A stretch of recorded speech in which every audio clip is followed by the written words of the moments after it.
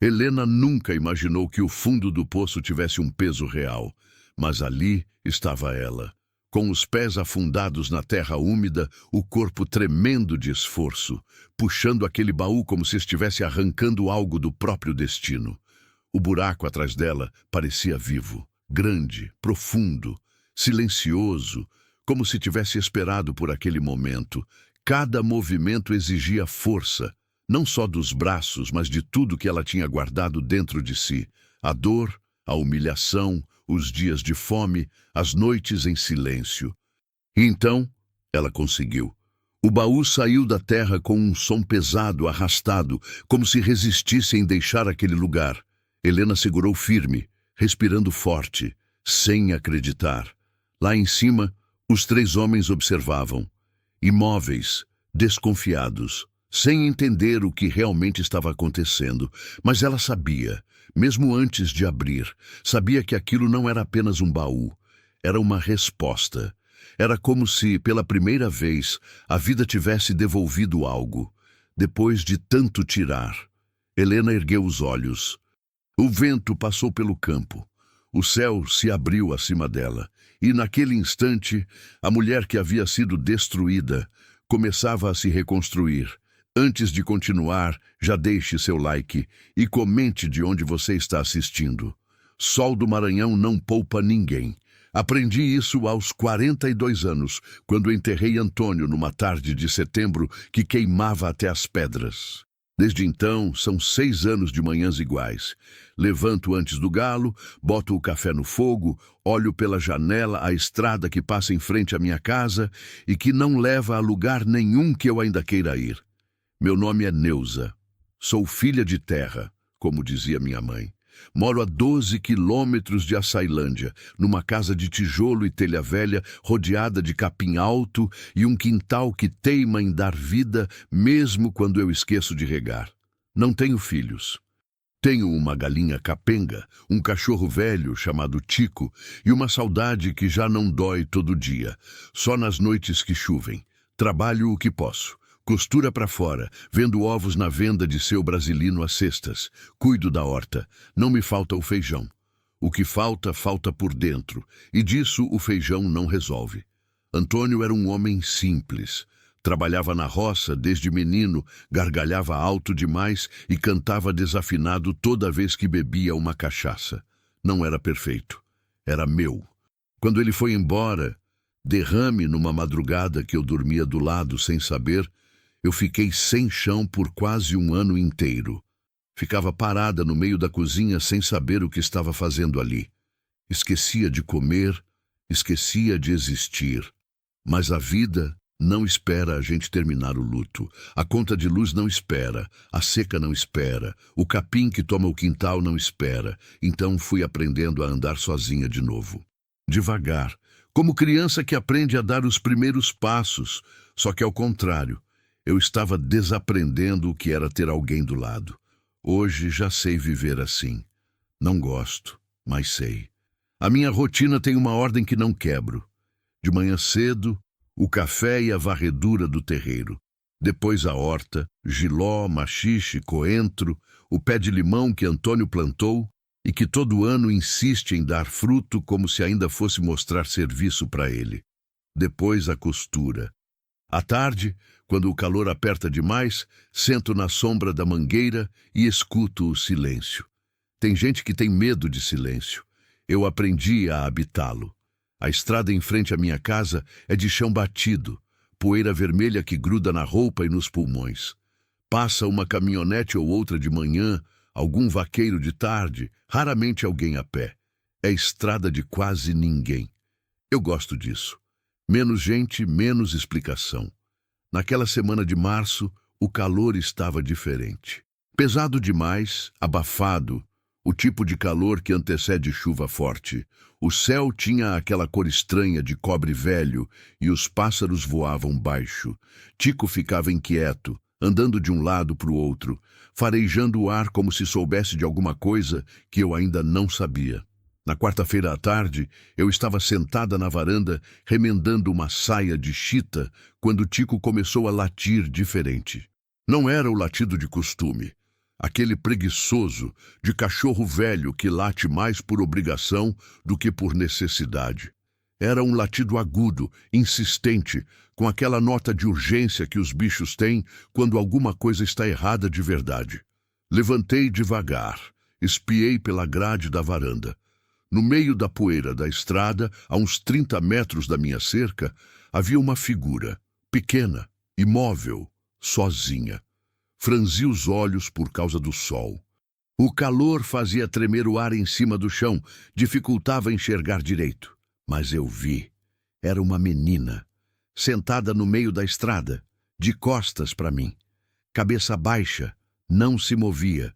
Pus a costura de lado e desci os 2 degraus da varanda sem nem pensar. Atravessei o terreiro, abri o portãozinho de madeira e fui até a estrada. Conforme eu me aproximava, fui vendo melhor. A menina tinha uns 6, 7 anos no máximo. Cabelo crespo embaraçado, vestido sujo de barro, os pés descalços e rachados de poeira.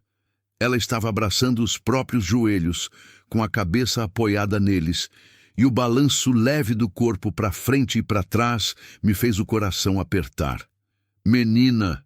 Chamei, ainda a uns 5 metros. Ela não reagiu. Me aproximei mais, me abaixei um pouco. Menina, você tá bem? Ela levantou a cabeça devagar. Olhos escuros, enormes, completamente secos, como se já não tivesse mais lágrima nenhuma para dar. A boca levemente aberta, um arranhão comprido no braço esquerdo, já seco, mas que devia ter sangrado bastante antes. Me olhou como se eu fosse parte do sonho ruim que ela estava tendo. Você se perdeu? Perguntei com a voz mais mansa que eu conseguia. Ela não respondeu. Só me encarou. Olhei para os 2 lados da estrada. Nada, nem carro, nem pessoa, nem sinal de ninguém. Só o sol, a poeira, o silêncio e aquela criança no meio do nada, como se o mundo tivesse simplesmente se esquecido dela ali. Uma coisa fria me desceu pela espinha. Não era medo, era reconhecimento. Eu conhecia aquele olhar. Tinha me visto assim no espelho, 6 anos atrás. Era o olhar de quem perdeu o chão. Me ajoelhei na poeira quente da estrada, bem na altura dos olhos dela, e disse com calma: Vem comigo, tenho água e tenho sombra. Você não precisa me contar nada agora. Ela ficou me olhando por um longo instante. Depois, sem dizer uma palavra, se levantou e me seguiu. Capítulo 2. O que a criança não disse com palavras. Ela entrou na minha casa como quem entra num lugar desconhecido e perigoso. Devagar, os olhos varrendo cada canto, o corpo meio encolhido perto da porta como se precisasse saber onde era a saída antes de qualquer coisa. Eu conhecia esse jeito. Já tinha visto em bicho assustado, já tinha sentido em mim mesma. Não fiz movimento brusco nenhum. Fui direto à cozinha. Peguei o copo de alumínio que uso todo dia, enchi de água filtrada e coloquei na mesa sem cerimônia, como se aquilo fosse a coisa mais normal do mundo. Como se toda tarde uma criança desconhecida entrasse na minha casa e eu servisse água assim, sem alarde. Pode sentar, disse, puxando a cadeira de madeira que fica perto da janela. Ela sentou na beirinha, como passarinho pronto para voar. Olhou para o copo. Não tocou. Pode beber. É água limpa. Ela esperou mais um segundo. Aquela hesitação de criança que já aprendeu cedo que nem tudo que parece bom é bom de verdade. E então pegou o copo com as 2 mãos e bebeu. Bebeu de um fôlego só, sem parar, até o fim. Depois, colocou o copo na mesa com cuidado, como se tivesse medo de fazer barulho. Eu já tinha acendido o fogo para esquentar o resto do feijão. Tinha broa de milho feita de manhã, um pedaço de queijo que seu brasilino me dera na cesta. Não perguntei se ela queria. Simplesmente fui pondo na mesa. Uma coisa de cada vez, devagar, sem olhar direto para ela o tempo todo. Porque quando a gente fica encarando alguém assustado, a sensação é a mesma de ser encurralado. Tico entrou pela porta entreaberta e foi farejar os pés dela. Eu prendi a respiração. Tem criança que tem medo de cachorro. Mas ela abaixou a mão devagar e deixou ele cheirar. Depois passou os dedos na orelha dele, com aquela delicadeza automática de quem já teve bicho de estimação um dia. Tico deitou do lado da cadeira dela, como se sempre tivesse sido assim. Isso me disse mais do que qualquer palavra. "O feijão tá quente", falei. "Pode comer." Ela comeu. Deus do céu, como ela comeu! Não era falta de educação, era fome de verdade. Aquela fome que dói, que a gente tenta esconder, mas que o corpo não consegue mentir. 2 pães, o feijão todo, o queijo. Eu fui pondo mais, e ela foi comendo. E eu fiquei ali de pé, perto do fogão, fingindo que mexia numa panela só para não ficar olhando e constranger. Quando terminou, limpou a boca com as costas da mão. Ficou quieta. Eu sentei na cadeira do outro lado da mesa. Peguei meu copo de café, que estava esfriando desde a tarde, e tomei um gole. Deixei o silêncio existir entre a gente por um tempo. Lá fora, o vento tinha aumentado um pouco. As folhas da mangueira batiam umas nas outras com um farfalhar seco. "Qual é o seu nome?" perguntei por fim, sem urgência. Ela olhou para a mesa. "Lara", disse. A voz saiu rouca, pequena, como de quem não falava há tempo. "Lara", repeti só para mostrar que tinha ouvido. "Bonito." Silêncio. "Você sabe me dizer de onde você veio?" Ela apertou os lábios. Vi o queixo tremer um pouco. Aquele tremor de quem está segurando alguma coisa muito grande dentro do peito. "Da estrada", disse ela. "Da estrada." Eu repeti, devagar. "Veio de longe?" Ela deu um encolher de ombros que podia significar tudo. Não forcei. Sabia que forçar não adianta. A verdade vem quando vem. E empurrar só faz ela se esconder mais fundo. Levantei, fui até o banheiro, trouxe a bacia de plástico, esquentei água no fogão e lavei os pés dela ali mesmo na cozinha, sem pedir licença, sem fazer sermão. Os pés estavam em carne viva em alguns lugares, cobertos de poeira encrostada, com um pequeno corte embaixo do calcanhar direito que ela nem devia mais sentir, de tanto que estava entorpecida. Ela ficou quieta enquanto eu lavava, só olhando para baixo com aquela expressão fechada. Passei mercúrio roxo no corte. Ela fez uma careta, mas não reclamou. "Corajosa." Falei só para dizer alguma coisa. Ela não respondeu, mas eu vi, no canto do olho, um quase sorriso que sumiu antes de virar inteiro. Trouxe uma camiseta velha minha, a menor que eu tinha, e uma bermuda de morim que usava para trabalhar na horta. Ficaram enormes nela, claro, mas estavam limpas e cheiravam a sol. Mandei ela tomar banho. Mostrei onde ficava o banheiro, coloquei uma toalha dobrada em cima do vaso e fechei a porta com cuidado. Fiquei na cozinha lavando os pratos e pensando. Tinha uma criança dentro da minha casa. Uma criança que não sabia de onde tinha vindo, ou sabia e não queria contar. Que tinha caminhado não sei quanto tempo numa estrada de terra sob um sol que derretia o asfalto das rodovias lá na frente. Que tinha fome acumulada, corte no pé, arranhão no braço e o olhar de quem viu coisa que não devia ter visto. Pensei em chamar alguém. O conselho tutelar ficava em Açailândia, 12 quilômetros. Eu não tinha carro. Tinha uma bicicleta velha que range demais e que não andaria bem com ela na garupa. O celular pegava sinal só em cima do telhado, ou quando andava até o portão e ficava com o braço levantado para algum lado que eu nunca decifrei direito. Olhei pela janela da cozinha. O céu tinha mudado. Aquela cor de cobre estava mais escura agora, quase roxa na borda do horizonte. O vento que batia nas folhas da mangueira tinha virado um vento que dobrava os galhos. Ia chover. E não ia ser chuva pequena, não. Ouvi a porta do banheiro abrir. Lara voltou com a camiseta grande tombando pelo ombro, o cabelo molhado, espalhado no rosto. Parecia menor ainda, mais criança ainda. Aquela coisa no peito voltou a apertar. "Você quer dormir um pouco?" perguntei. Ela olhou para mim com aqueles olhos escuros e fundos. "A senhora não vai me mandar embora?" A pergunta me pegou de surpresa, não pelo que dizia, pelo jeito que ela disse. com uma resignação antiga demais para uma criança daquele tamanho. Como se já esperasse que sim, que fosse ser mandada embora e já estava se preparando. Engoli em seco. Não, disse. Não vou te mandar a lugar nenhum esta noite. Ela ficou me olhando por um segundo. Então disse muito baixinho: Tá bom. Eu preparei a cama do quarto de costura, aquele quarto pequeno onde guardo os retalhos e a máquina de costura, que tem uma cama de solteiro encostada na parede que eu nunca sei bem porque ainda mantenho arrumada como se alguém fosse usá-la. Coloquei o lençol limpo, o travesseiro com fronha de florzinha que era do enxoval de casamento e que ainda tem o cheiro bom de lavanda que eu boto nas gavetas. Lara deitou sem reclamar. Tico foi deitar do lado da cama no chão, como se tivesse recebido uma ordem que ninguém tinha dado. Eu apaguei a luz e fui fechar a porta. Dona Neuza, ela chamou no escuro. Parei. Pode deixar a porta aberta? Pode, disse eu. E deixei. Voltei para a sala, sentei na minha cadeira de sempre, peguei a costura. Mas não costurei.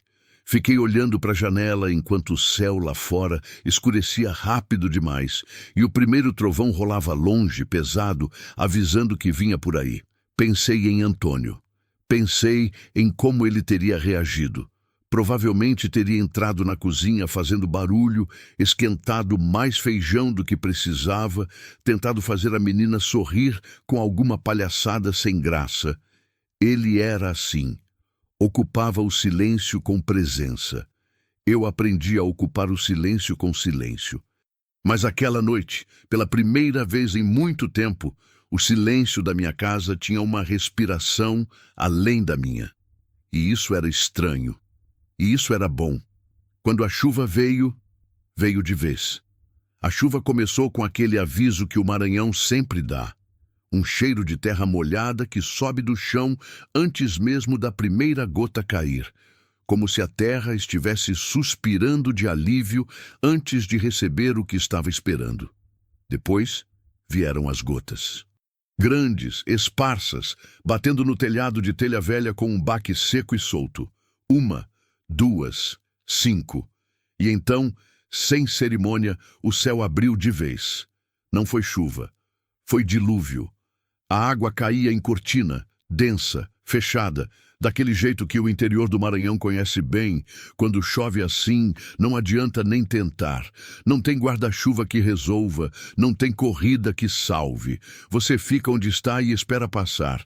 Só que essa não parecia querer passar tão cedo. Levantei e fui fechando as janelas uma por uma. A da sala, a da cozinha, a do meu quarto. Passei na porta do quarto de costura e espiei. Lara estava dormindo de lado, o cabelo ainda úmido espalhado no travesseiro, a boca levemente aberta, o corpo todo entregue àquela cama, como se fosse a coisa mais segura do mundo. Tico dormia no chão do lado, a barriga subindo e descendo devagar. Fechei a janela do quartinho com cuidado para não fazer barulho. Lá fora, o vento batia nas árvores com força e de vez em quando um galho da mangueira raspava no telhado com um rangido comprido que me arrepiava os braços. Voltei para a sala e tentei ligar o rádio velho que fica em cima da geladeira. Só chiado. Tentei o celular, sem sinal nenhum, nem aquele sinal fraco e instável que às vezes aparece. Nada. A antena da torre que fica lá perto do córrego some toda vez que tem temporal assim. Fiquei sentada ouvindo a chuva bater. 1h da manhã, talvez. Difícil saber. O relógio de parede tinha parado semanas atrás e eu não tinha comprado pilha nova ainda. Contei o tempo pela chuva, pelo trovão, pelo escuro. Foi quando ouvi um barulho diferente no meio da tempestade. Não era o vento, não era o galho, não era o telhado gemendo. Era um barulho de dentro de casa. Um soluço contido, aquele tipo de choro que a gente faz quando tenta não chorar e o corpo não obedece. Me levantei devagar e fui até a porta do quartinho.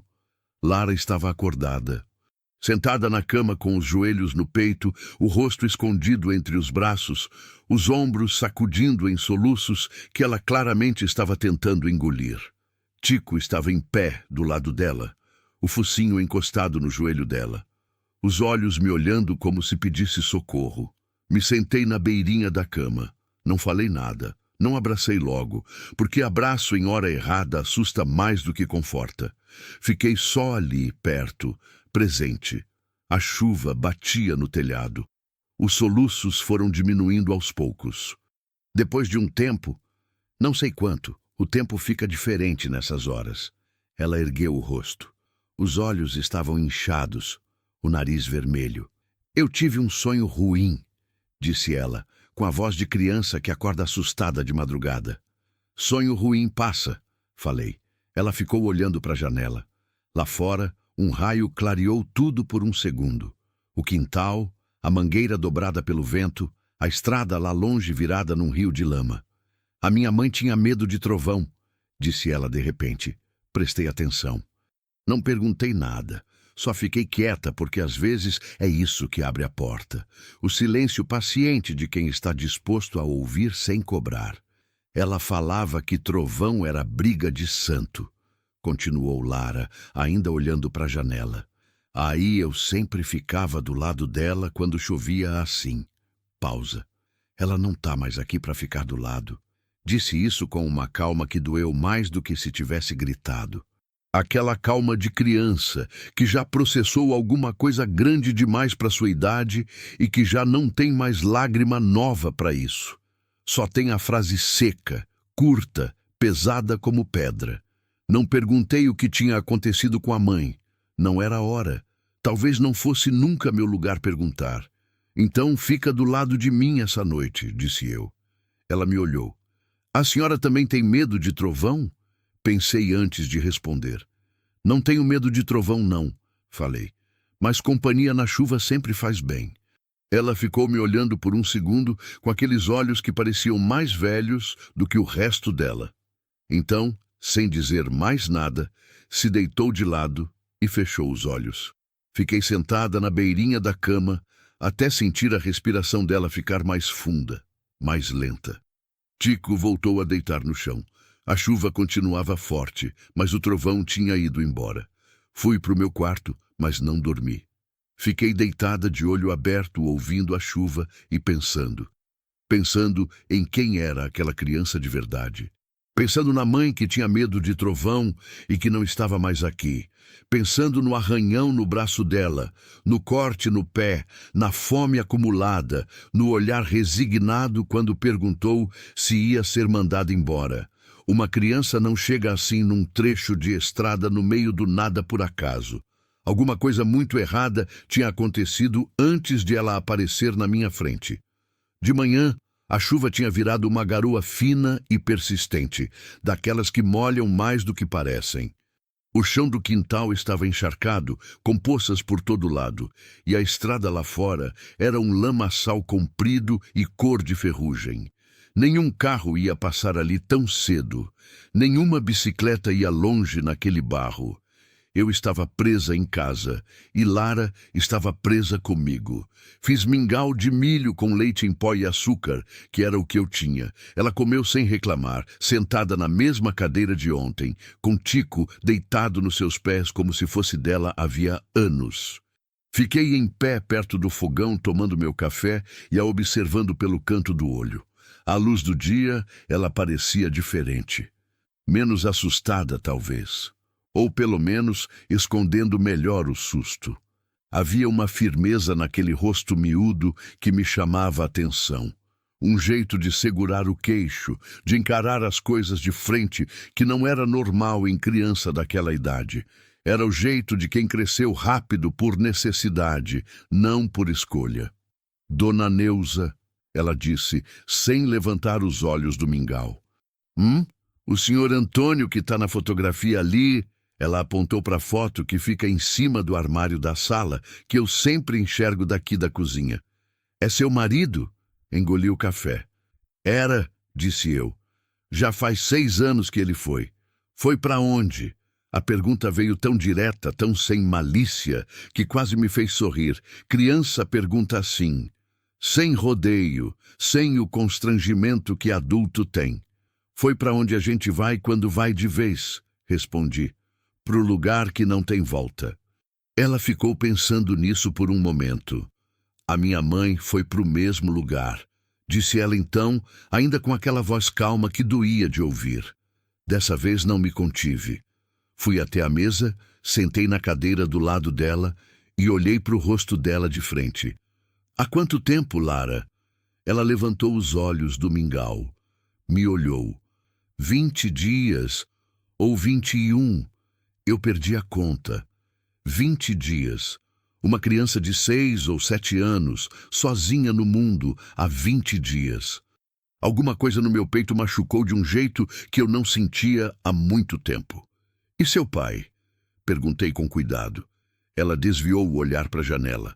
Lá fora, a garoa continuava caindo mansa na terra encharcada. Não tenho pai, disse ela. E no jeito que disse, ficou claro que não era ausência, era apagamento.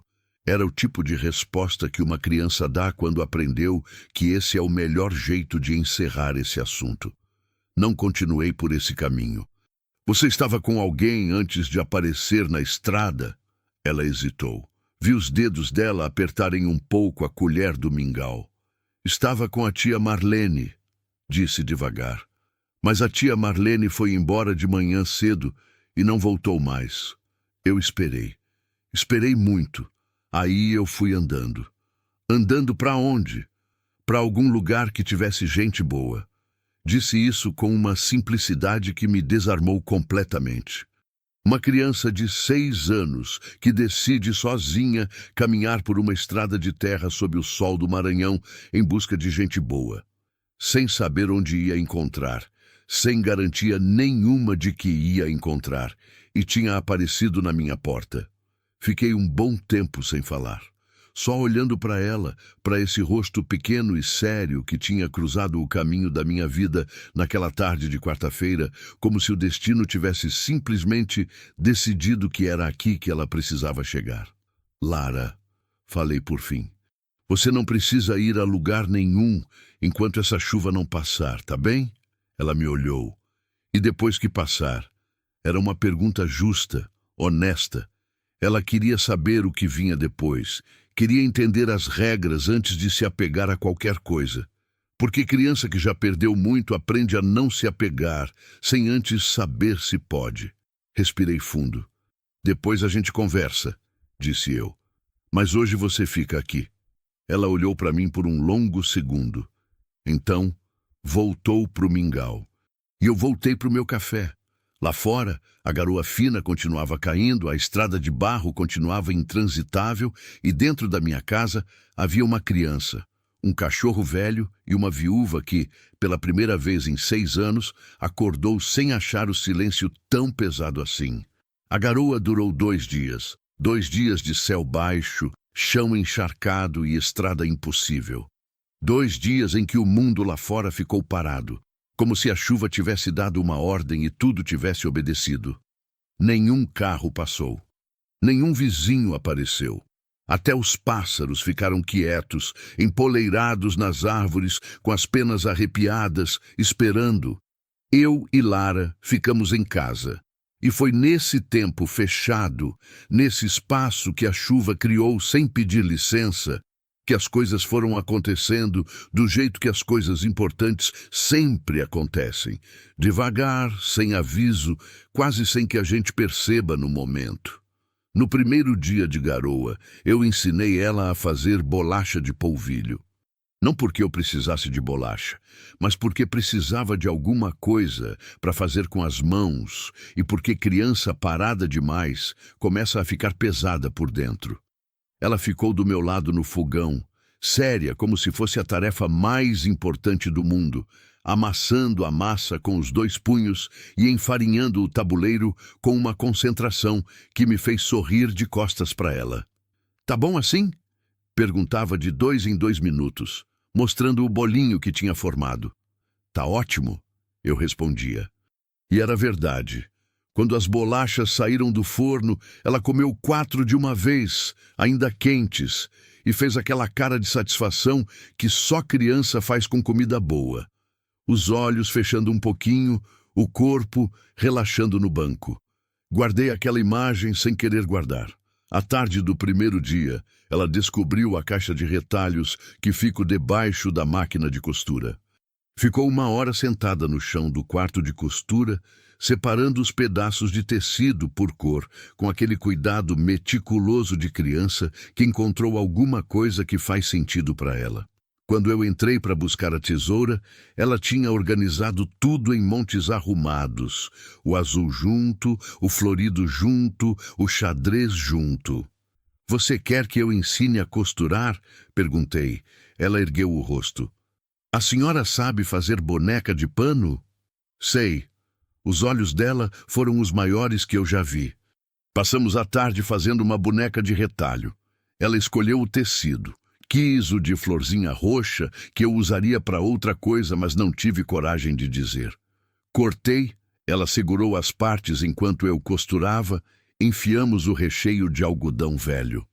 Ela fez o rosto da boneca com um pedaço de botão preto para cada olho e um traço de caneta hidrocor vermelha para a boca, com a língua presa entre os dentes de tanto que estava concentrada. Quando ficou pronto, ela segurou a boneca na frente do rosto e ficou olhando por um longo tempo. "Como vai chamar?" perguntei. "Marlene", disse ela. Me calei. Peguei minha costura e fui trabalhar no meu canto. Marlene. O nome da tia que tinha ido embora de manhã cedo e não voltou mais. Não sei o que aquilo significava, se era perdão, se era saudade, se era um jeito de guardar o que tinha sobrado. Mas respeitei sem comentar. Tem coisa que a gente faz com nome que não precisa de explicação para ninguém. No segundo dia de garoa, Lara acordou com febre. Percebi quando ela veio até a cozinha de manhã, com o rosto vermelho e os olhos meio vidrados, andando com aquele passo lerdo de quem está carregando o corpo como peso. Encostei a mão na testa dela antes mesmo de dizer bom dia. Quente. Muito quente. "Vem cá", disse, levando ela de volta para o quarto. Deitei ela, fui buscar o termômetro velho que guardo na gaveta do banheiro. Um daqueles de mercúrio, de farmácia antiga, que demora, mas que funciona. 38,8. Alto o suficiente para me preocupar, mas não o suficiente para desesperar. Ainda.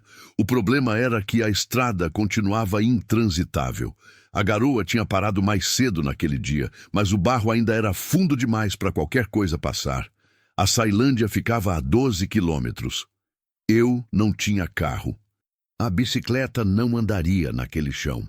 O celular continuava sem sinal.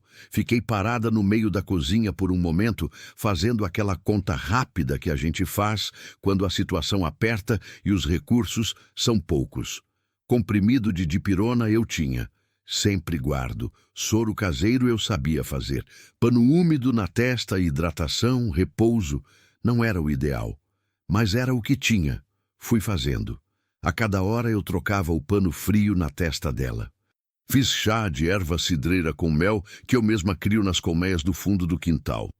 Minha mãe dizia que esse chá baixava qualquer febre e nunca vi motivo para duvidar dela. Dei dipirona esmagada no mel. Fiz caldo de galinha ralo, daquele que a gente faz quando alguém está doente e precisa de alguma coisa quente e suave por dentro.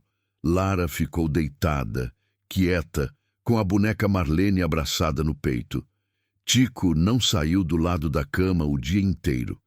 Ficou deitado no tapetinho do chão como uma sentinela velha e fiel, levantando a cabeça toda vez que ela se mexia. De tarde, a febre subiu um pouco mais. 39,2.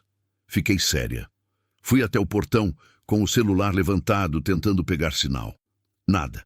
Andei uns 100 metros pela estrada lamacenta de chinelo, o celular apontado para o céu em todos os ângulos possíveis. Uma barrinha fraca apareceu por um segundo e sumiu. Voltei para dentro, respirando fundo. Sentei na beirinha da cama de Lara. Ela estava acordada, me olhando com aqueles olhos fundos e febricitantes. "Tô com frio", disse ela, mesmo com a testa queimando. Peguei a manta de crochê que fica dobrada na cadeira do quarto. A manta que minha mãe fez com as próprias mãos anos atrás. verde e bege, com ponto de estrela que ela me ensinou, mas que eu nunca aprendi direito. Cobri ela até o queixo. Assim fica melhor? Ela assentiu. Ficamos em silêncio por um tempo. Lá fora, o céu estava clareando no horizonte, um amarelo sujo de fim de chuva que prometia sol para no dia seguinte. Dentro do quarto, só o barulho da respiração dela, um pouco mais puxada que o normal, e o rangido velho da casa que sempre fala quando o vento bate. Dona Neuza, ela chamou. Estou aqui. A senhora ficou com alguém quando ficou doente alguma vez? A pergunta me pegou por dentro. Fiquei quieta um segundo antes de responder. Fiquei, disse. Meu marido ficava do meu lado. Não deixava eu ficar sozinha. Era bom? Era muito bom. Ela pensou nisso. Minha mãe ficava do meu lado também, disse ela. Ela cantava uma música. Eu não sei o nome, mas eu lembro da melodia. Você lembra como era? Ela ficou um momento com os olhos fechados. Então começou a cantarolar baixinho, com a voz rouca de febre. Uma melodia simples, de acalanto, daquelas que não tem letra certa, mas que tem um formato que qualquer mãe do mundo reconheceria. Uma música que existia antes de ter nome e que vai existir depois de todo mundo ter esquecido o nome. Ouvi sem respirar. Quando ela parou, ficamos as duas quietas. É bonita, disse eu. Ela cantava até eu dormir, falou Lara. Os olhos estavam fechados agora, a voz ficando mais lenta, mais sonolenta. Toda noite, mesmo quando ela estava cansada, ela cantava. Ela era uma boa mãe, disse eu. Era a melhor, disse Lara, e dormiu. Fiquei sentada ali, na beirinha da cama, ouvindo a respiração dela se aprofundar. A manta de crochê da minha mãe cobria aquela criança que não era minha filha e que tinha aparecido na minha vida há 2 dias, como se o destino tivesse decidido por conta própria que era aqui que ela precisava estar. Pensei na minha mãe, pensei na mãe de Lara. Pensei em todas as mulheres que ficaram do lado de alguém numa cama, numa noite de febre, cantando ou rezando, ou simplesmente existindo perto, que é às vezes tudo que a gente consegue oferecer e que às vezes é mais do que suficiente. Tinha uma coisa crescendo dentro de mim que eu estava tentando não nomear, porque nomear ia tornar real, e real ia complicar tudo, mas estava crescendo do mesmo jeito. De madrugada, a febre quebrou. Acordei sobressaltada de uma cochilada que tinha dado na cadeira do quarto e fui logo checar. A testa de Lara estava úmida de suor, mas fresca. Ela dormia fundo, a boca entreaberta, a boneca ainda abraçada no peito, completamente entregue àquele sono de quem o corpo finalmente decidiu descansar de verdade. Fechei os olhos e respirei. Fui até a janela. Lá fora, o céu estava estrelado. Aquele céu do interior do Maranhão que não tem poluição de cidade para esconder nada. Todo aberto, fundo, cheio de pontos de luz que a gente não consegue contar. O chão do quintal ainda estava úmido, mas a água tinha sumido. A estrada lá longe brilhava um pouco com o luar. Amanhã o sol ia secar tudo. Amanhã a estrada ia abrir. Amanhã eu ia conseguir sinal no celular e ia precisar ligar para o conselho tutelar e contar que tinha uma criança aqui, que precisava de alguém responsável para cuidar dela do jeito que a lei manda. Sabia disso. E mesmo sabendo, fiquei um longo tempo olhando aquele céu, cheio de estrelas, com um aperto no peito que eu já conhecia. Só que desta vez, o aperto não era de perda, era de uma outra coisa. Uma coisa que eu tinha quase esquecido, como se chama. O sol voltou numa quinta-feira de manhã cedo. Entrou pela fresta da janela da cozinha como se pedisse licença. Aquele sol novo de depois da chuva que tem uma cor diferente. Mais limpo, mais dourado, sem a poeira que normalmente turva o ar do Maranhão. O cheiro que vinha lá de fora era de terra molhada misturado com mato verde, e com aquele algo que não tem nome, mas que a gente reconhece no fundo do peito como o cheiro de recomeço. Fiz o café mais cedo que de costume. Fiquei parada na varanda com a caneca nas mãos, olhando a estrada que já estava começando a secar nas bordas, a lama virando barro firme com a força do sol. Daqui a algumas horas estaria transitável. Daqui a algumas horas, o mundo ia voltar a passar pela minha frente, e eu ia precisar tomar uma decisão. Ouvi os passos miúdos dentro de casa. Lara apareceu na porta da varanda com a boneca Marlene debaixo do braço, o cabelo todo espetado de sono, os olhos ainda meio fechados. Ficou parada me olhando. "Bom dia", disse eu. "Bom dia", ela respondeu. Depois olhou para a estrada, depois para o céu, depois para mim. Parou de chover. Parou! Ela ficou quieta por um momento. Depois sentou no degrau da varanda, do lado dos meus pés, e ficou olhando para o horizonte também. Tico veio se espreguiçar do lado dela, bocejou enorme, deitou de novo. Tomei meu café. Ela ficou com a boneca no colo. Nenhuma das duas disse nada por um bom tempo. E esse silêncio era diferente de todos os outros silêncios que eu conhecia. Não era o silêncio vazio que a casa tinha nos 6 anos depois de Antônio. Era um silêncio habitado, cheio de presença. O tipo de silêncio que duas pessoas só conseguem ter quando já não precisam preencher o espaço entre elas com palavras para se sentir seguras. Eu tinha 50 anos de vida nessa estrada. E aprendi mais sobre silêncio nesses 3 dias do que em muito tempo. "Dona Neuza", Lara disse por fim. A senhora vai me entregar para alguém hoje?" Não me desviei da pergunta. Ela merecia resposta direta. "Preciso ligar para o conselho tutelar", disse. "Eles precisam saber que você está aqui, que você está bem." Ela assentiu devagar, como quem já estava esperando por isso e já tinha se preparado. "Eles vão me levar?" "Não sei ainda", disse eu, com honestidade. Porque mentira para criança que já perdeu muito é a pior crueldade que existe. Ela olhou para a boneca no colo. "Eu não quero ir para um abrigo", disse ela. Não com raiva, não com birra. Com aquela calma pesada que ela carregava em tudo. "Minha mãe falava que abrigo é lugar triste. Sua mãe não estava errada", disse eu. "Mas às vezes é o que tem. A senhora não pode ficar comigo?" A pergunta pousou no ar da varanda, como aquelas sementes leves que o vento carrega e que a gente não sabe onde vão cair até já terem caído. Senti o peso dela no peito antes de conseguir pensar uma resposta. Respirei fundo. "Lara, eu sou uma mulher sozinha, sem marido, sem parente perto. A lei não funciona assim tão simples."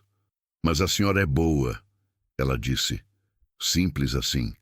Como se bondade fosse documento suficiente, como se cuidado fosse assinatura válida, como se 3 dias de bolinha de polvilho e pano frio na testa e manta de crochê fossem prova bastante de que um lugar é lar. Engoli em seco, não respondi. Mas alguma coisa dentro de mim, naquele momento, tomou uma decisão que minha cabeça ainda estava com medo de confirmar. Consegui sinal às 9 da manhã, andando até o portão e levantando o celular para a direita como sempre. Liguei para o conselho tutelar de Açailândia. A mulher que atendeu tinha a voz cansada de quem já ouviu história difícil demais na vida, mas foi atenciosa. Anotou tudo. Disse que iam mandar alguém até o fim do dia ou no dia seguinte no máximo, dependendo da estrada. Dependendo da estrada. No Maranhão Profundo, tudo depende da estrada. Voltei para dentro e contei para Lara que tinham atendido, que viriam em breve, que ela estava registrada e segura. Ela ouviu com aquela expressão fechada de quem processa as coisas por dentro sem mostrar muito por fora. "Tá bom", disse ela. E foi brincar com Tico no quintal, como se tivesse arquivado aquela informação numa gaveta e fechado a gaveta. Fiquei olhando pela janela da cozinha. Ela corria atrás do Tico velho que corria devagar de propósito para deixar ela alcançar. E quando ela pegava ele pela coleira, ele ficava parado com a língua para fora e o rabo abanando, e ela ria. Ria de verdade, com o corpo todo, jogando a cabeça para trás, daquele riso de criança que não calcula, que não mede, que sai puro sem pedir licença. Era a primeira vez que eu ouvia ela rir. Segurei a beirinha da pia da cozinha e fiquei respirando devagar. Tinha uma coisa que eu precisava fazer antes que viessem buscar ela. Uma coisa que eu devia há 6 anos a mim mesma e que aquela criança, sem saber, tinha destrancado dentro de mim só por existir aqui nesses 3 dias. Fui até o meu quarto. Abri o guarda-roupa. No fundo, embaixo das roupas dobradas de inverno que nunca uso porque o Maranhão quase não tem inverno, havia uma caixa de sapato fechada com fita adesiva que eu não abria desde o velório de Antônio. Peguei a caixa, sentei na cama, olhei para ela por um tempo, abri. Dentro tinha as coisas que eu tinha guardado naquele dia porque não conseguia olhar e não conseguia jogar fora. O relógio de pulso dele, de couro marrom gasto, que ele usava todo dia. Uma foto dos dois na frente da casa, tirada por não sei quem, num domingo de sol, com ele de camisa branca e eu de vestido azul, e os dois sorrindo daquele jeito sem motivo específico que a gente sorri quando é feliz e não sabe direito o que é. Uma carta que ele tinha escrito para mim anos antes, quando ficou uma semana viajando para Imperatriz num serviço, e mandou pelo ônibus porque não sabia mandar mensagem direito no celular. A carta dizia coisas simples, que sentia falta do café que eu fazia, que o colchão do hotel era duro demais, que ia trazer doce de leite de lá. Mas no final dizia: você é o lugar onde eu consigo respirar. Você é o lugar onde eu consigo respirar. 6 anos guardei essa frase na caixa de sapato porque não tinha coragem de carregá-la no peito. Li de novo. Deixei o papel tremer um pouco na minha mão. As lágrimas vieram, mas diferentes das lágrimas que eu conhecia. Não aquele choro pesado e sem saída que eu tinha nos primeiros anos. Era um choro que abria espaço. O tipo de choro que vem depois que a gente entende alguma coisa que estava esperando ser entendida. Fechei a carta com cuidado. Peguei o relógio e coloquei no pulso. Ficou folgado. O pulso de Antônio era mais largo que o meu, mas deixei. Aquele peso familiar de couro e metal no meu braço era como apertar a mão de alguém que foi, mas que não sumiu de todo. Eu tô bem, disse em voz alta, para ninguém, para ele, para mim mesma. Tô bem, Antônio. Era a primeira vez que eu dizia isso e acreditava. A assistente social chegou no fim da tarde do dia seguinte. Era uma mulher jovem, de cabelo curto, com uma pasta embaixo do braço e aquele jeito de quem quer fazer certo, mas que o sistema às vezes não ajuda. Veio numa caminhonete branca do município, com um rapaz que ficou esperando lá fora. Conversou comigo na sala. Contou o que tinha conseguido apurar sobre Lara. A mãe tinha falecido 3 semanas atrás. Problema no coração, sem aviso. A tia Marlene tinha ficado com a menina por alguns dias, mas tinha sumido, provavelmente sem condição ou sem vontade de assumir a responsabilidade. Lara não tinha pai registrado, não tinha parente identificado ainda. Ela vai para onde? Perguntei. Por enquanto, para uma casa de acolhimento em Açailândia, disse a moça. Enquanto a gente tenta levantar algum familiar. E se não encontrar? A assistente social me olhou. Havia uma honestidade cansada naquele olhar. Ah, aí o processo de adoção fica aberto, disse ela. Fiz uma pausa. Olhei para o relógio de Antônio no meu pulso. Respirei. Quero saber o que eu precisaria fazer, disse eu, para ser considerada. Não estou prometendo nada. Não estou pedindo resposta agora. Só quero saber o que precisa. A moça me olhou por um longo segundo.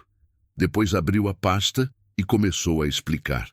Eu ouvi tudo com atenção. Cada documento, cada prazo, cada etapa. Ouvi como se estivesse ouvindo as instruções mais importantes da minha vida, porque talvez fossem. Quando chegou a hora, Lara pegou a boneca Marlene e a mochilinha pequena que eu tinha feito para ela, com um retalho de lona que tinha no quarto de costura. Dentro tinha as bolachas de polvilho que sobraram, uma garrafa de água, uma camiseta dobrada e uma foto que tirei com o celular dos dois no quintal. Ela e Tico, que eu imprimi na venda do seu brasilino enquanto buscava sinal naquela manhã. Na porta ela parou, virou para mim, me olhou com aqueles olhos escuros e fundos que tinham envelhecido cedo demais. Dona Neuza, disse ela, estou aqui. A senhora vai tentar? Não precisei perguntar o quê. Vou tentar, disse eu. Ela assentiu. Devagar, com aquela seriedade de criança que pesa as palavras antes de acreditar nelas. Então deu um passo e me abraçou.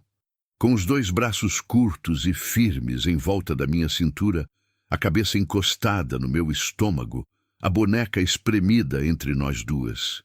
Fiquei parada por um segundo, surpresa, com o coração na garganta, e depois abaixei os braços e abracei de volta. Abraçamos por um tempo que não sei medir. Quando ela se afastou, os olhos estavam secos. Ela estava guardando o choro para mais tarde, eu sabia. Do mesmo jeito que eu estava. Tchau, Tico, ela disse, se abaixando e dando um beijo no focinho do cachorro, que ficou com o rabo abanando sem entender que era despedida. Depois virou e foi até a caminhonete branca sem olhar para trás. Eu fiquei no portão.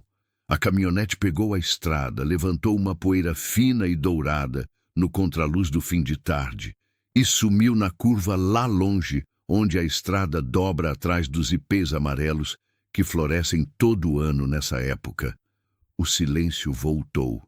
Só que dessa vez era diferente. Não era o silêncio vazio de 6 anos de casa fechada e saudade sem saída. Era o silêncio de quem acabou de entender alguma coisa importante. O silêncio que vem depois de uma decisão tomada, não antes. Olhei para o relógio de Antônio no meu pulso. Pensei nele, no jeito que ele tinha de ocupar o espaço com presença, de fazer barulho onde havia silêncio, de trazer vida para onde a vida estava ficando quieta demais. Pensei que talvez fosse isso. Talvez fosse exatamente isso.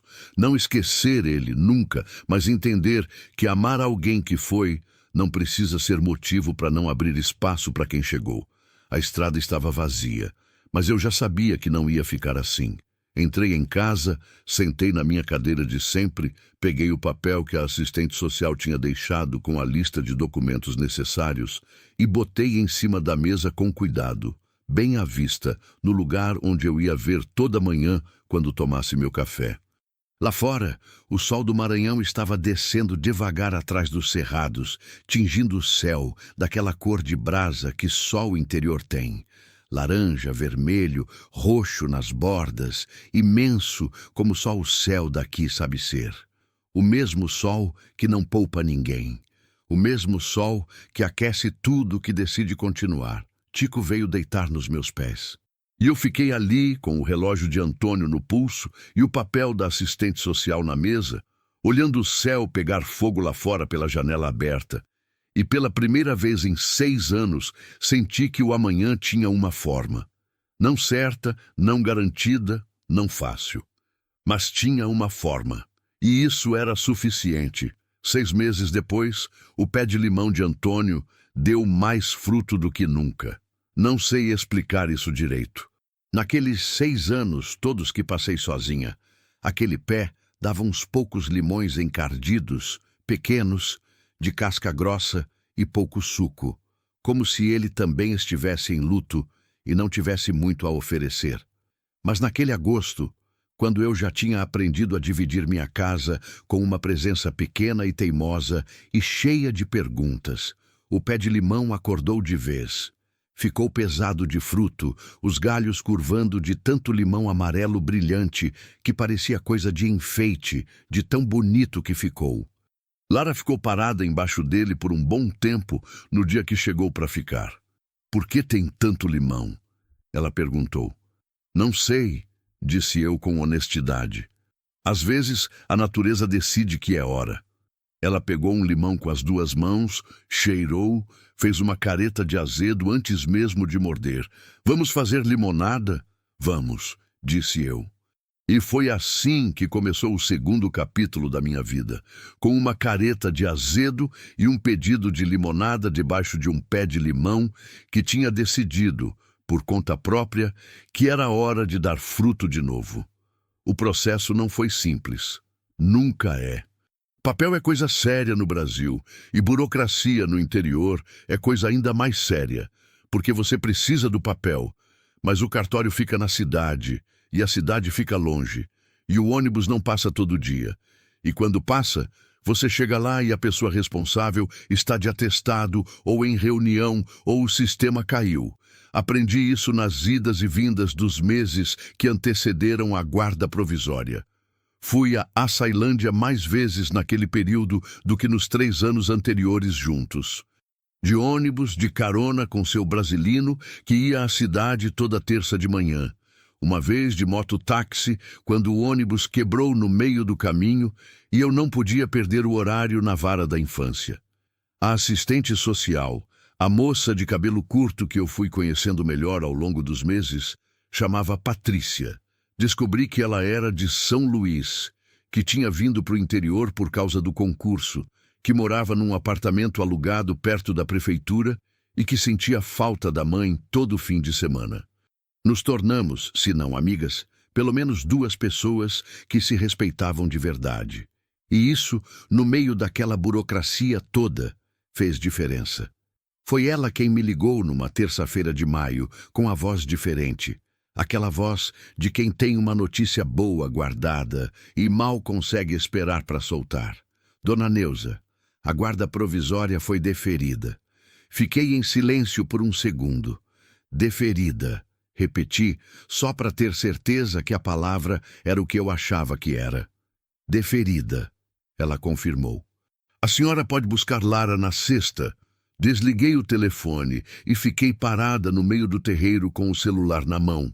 O sol batendo na cabeça, o coração fazendo um barulho que eu tinha esquecido que ele sabia fazer. Tico veio farejar minha mão. Ela vem na sexta, disse para ele em voz alta para ouvir o som da frase no mundo real. Ele abanou o rabo uma vez e foi deitar na sombra. Na quinta-feira à noite, véspera de buscar ela, não consegui dormir. Fiquei na cama olhando para o teto, ouvindo os grilos lá fora. Aquele canto constante e antigo que o interior faz toda noite como se fosse obrigação. E fui inventando preocupação uma por uma, como a gente faz quando está ansiosa e não tem mais nada para fazer além de esperar. E se ela tivesse mudado de ideia? E se nesses meses, no acolhimento, ela tivesse se apegado a outra pessoa, a outro lugar? E se eu não soubesse mesmo ser o que ela precisava? Eu, uma mulher de 50 anos, sozinha no mundo, sem prática de criança, sem experiência de mãe, sem nada além de boa vontade e um quintal com pé de limão? Essas perguntas giram. Mas a gente aprende com o tempo que girar não significa ter resposta. Às vezes, a única resposta possível é se levantar na manhã seguinte e fazer o que tem que ser feito. Me levantei às 5 da manhã, fiz café. Varri a casa que já estava varrida. Arrumai o quarto de Lara, que eu tinha preparado nas semanas anteriores com o que pude. A cama de solteiro com lençol novo de florzinha, uma prateleirinha que eu mesma preguei na parede com os próprios livrinhos que busquei na biblioteca de Açailândia e que a Patrícia tinha me dito que ela gostava, o desenho que ela tinha feito de Tico durante uma das visitas monitoradas e que eu tinha mandado plastificar no mercadinho da cidade. No centro da prateleira, deixei um espaço vazio. Sabia que ela ia trazer a boneca Marlene, e boneca que a criança escolhe o nome tem lugar reservado. Ela desceu do carro da Patrícia, abraçando a boneca, e com uma mochila nas costas que estava maior do que quando foi. Alguma roupa nova que o acolhimento tinha dado, uns lápis de cor, um livro de história. Me viu no portão, ficou parada por um segundo. Depois veio correndo. Não com aquela corrida cautelosa de criança que já apanhou da vida, com aquela corrida aberta, de braços para frente, de quem está indo para um lugar que já decidiu que é seu. Me acertou na cintura com força suficiente para me fazer dar um passo para trás. Segurei ela. Não disse nada. Ela também não disse. Patrícia ficou do lado do carro com a pasta embaixo do braço e um sorriso que ela provavelmente tentou disfarçar e não conseguiu. Os primeiros meses foram o quê? Difíceis às vezes, sim, mas difíceis do jeito bom. Aquela dificuldade que vem de crescer, não de murchar. Lara tinha 7 anos e uma personalidade que cabia mal no tamanho do corpo. Falava o que pensava, com uma franqueza que às vezes me pegava de surpresa. Tinha opinião sobre tudo e não se intimidava em expressar. Chorava quando queria e gargalhava quando queria e ficava séria e quieta quando precisava processar alguma coisa. E nesses momentos sérios, eu aprendia a dar espaço, da mesma forma que ela tinha aprendido a me dar espaço nos meus. Fomos nos ensinando mutuamente sem combinar. Ela me ensinou que refeição não precisa ser silenciosa, que dá para contar história com a boca ainda mastigando se a história for boa o suficiente. Me ensinou que pular poça depois da chuva não é coisa só de criança, que adulto que não pula poça é adulto que desaprendeu uma coisa importante. Me ensinou a ver a mangueira do quintal como escorrega improvisado, o que me deu uns 10 anos de susto, mas que ela executou sem nenhum arranhado. Eu ensinei ela a costurar. De verdade, ponto por ponto, com agulha e linha antes de chegar na máquina. Ensinei a fazer bolacha, pão de queijo, o caldo de galinha que baixa febre. Ensinei a plantar, a regar no horário certo, a saber pela cor da folha quando a planta está com sede ou com excesso de água. Ensinei que silêncio não é vazio, que silêncio compartilhado é uma das formas mais honestas de companhia que existe. Ela aprendeu rápido tudo que eu ensinei. Eu aprendi mais devagar tudo que ela ensinou, mas aprendi. Numa tarde de setembro, 6 anos depois da tarde em que enterrei Antônio, quase no mesmo dia do calendário, eu estava sentada na varanda tomando café, quando Lara veio se sentar no degrau do meu lado com uma folha de papel dobrada na mão. "O que é isso?" perguntei. "Fiz na escola", disse ela. "A professora pediu para escrever sobre alguém importante." Olhei para a folha. Ela não me entregou, segurou e começou a ler em voz alta com aquela voz de criança que está lendo com cuidado, querendo acertar cada palavra. "A pessoa mais importante para mim se chama Neuza. Ela mora numa casa com um pé de limão que dá muito fruto. Ela tem um cachorro velho chamado Tico, que late baixinho. Ela sabe fazer bolacha de polvilho e sabe ficar em silêncio do lado da gente quando a gente tá triste, sem precisar ficar falando. Minha mãe foi embora e eu fiquei com medo de não ter mais lar. Mas aí apareceu a Neuza e eu entendi que lar não é só uma casa. Lar é uma pessoa que deixa a porta aberta." Dobrou o papel quando terminou. Ficou olhando para a estrada. Eu fiquei olhando para a estrada também. O sol estava descendo, aquela cor de brasa que o céu do Maranhão tem no fim do dia, laranja e roxo e imenso, o tipo de céu que a cidade grande não tem porque a cidade grande não tem espaço suficiente para ele. Estava com um nó na garganta que não queria descer. "Ficou bom?" ela perguntou, ainda sem me olhar. Naquele jeito dela de perguntar as coisas importantes de lado, como se a pergunta fosse casual. "Ficou muito bom", disse eu. "A professora disse que eu podia melhorar a conclusão." "A professora está errada", disse eu. Lara olhou para mim com aquele sorriso pequeno que ela faz quando concorda, mas não quer parecer que está concordando. Depois se levantou, entrou em casa e eu ouvi o barulho das sandálias dela no chão de madeira, o farfalhar de alguma coisa na cozinha, Tico levantando e seguindo ela como sempre fazia. Fiquei na varanda. Peguei o pulso esquerdo com a mão direita e senti o peso do relógio de Antônio, aquele couro gasto e familiar que eu tinha posto naquele dia da caixa de sapato e que não tirei mais desde então. "Você viu?"